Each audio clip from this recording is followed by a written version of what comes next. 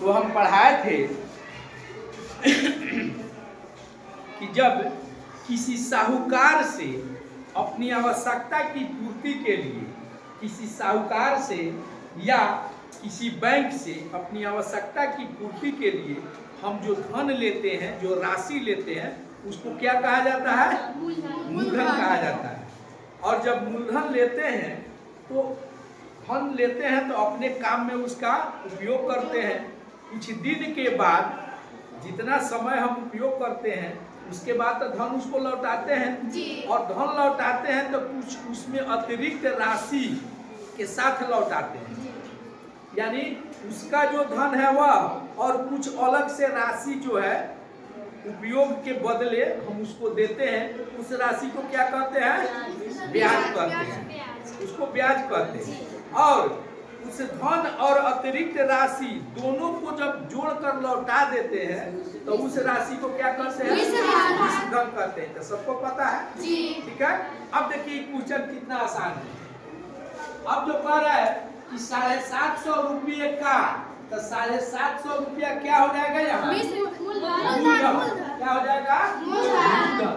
लिखेंगे मूलधन, यानी अंग्रेजी में बोलते हैं प्रिंसिपल, ठीक है। मूलधन हो गया 750 रुपए। अब दर कितना है? 9%। दर बराबर है 9% वार्षिक, यानी सालाना, ईयरली लिख दीजिए वार्षिक। समय कितना दिया है? 6 वर्ष। समय 6 वर्ष। इसका मतलब हुआ कोई व्यक्ति किसी बैंक से या साहूकार से 750 रुपया उधार लिया, यानी मूलधन 750 रुपया लिया। उसका रेट था 9% वार्षिक। साल में 9% का मतलब साल में 9 रुपया, 100 में 9 रुपया। कितना दिन वह आदमी उस रुपया को रखा? 6 वर्ष। अब कह रहा है तब ब्याज ज्ञात कीजिए, 6 वर्ष का ब्याज ज्ञात कीजिए तथा मिश्रधन भी निकालिए। तो हम क्या बताए हैं? साधारण ब्याज का क्या सूत्र होता है?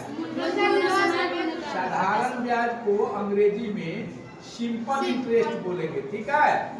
साधारण ब्याज निकालना है तो लिखेंगे मूलधन गुना समय गुना दर बटा 100 हो गया। अब मूलधन लिख दीजिए, कितना है मूलधन? 750 लिख दिए, गुना समय कितना है? 6 वर्ष। दर कितना है? 9%। यहाँ कितना है? 100 हो गया। अब कटा दीजिए इसको, कट गया।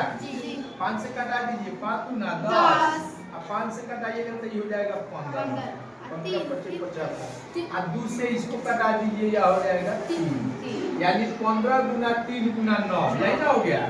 यानी 15 दिया 45, अब 45 में 9 से गुना कीजिए, 9 से 45 के 5, हाथ में 4, 9 चौका 36, 4 4 से 5 रुपया क्या निकल गया? ब्याज निकल गया। अतिरिक्त राशि हो गया तो यह ब्याज हो गया। अब 405 रुपया यह अतिरिक्त देगा, और जो उससे लिया था वह देगा कि नहीं?